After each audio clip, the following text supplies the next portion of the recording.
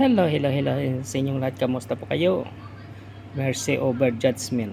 Habag, hindi pagduhusga.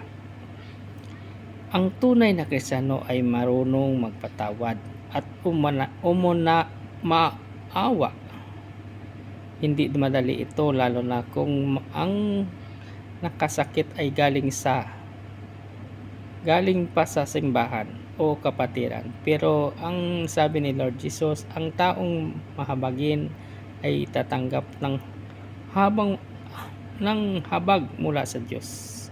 Ano ang sabi niya dito sa Matthew chapter 5 verse 7?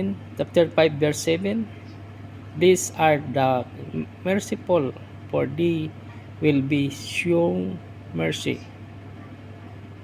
Ayan, amen po ba mga kapatid? Ingat po lagi kung ano man ang ating ginagawa at uligaliin natin laging manalangin sa ating Diyos. God bless us all.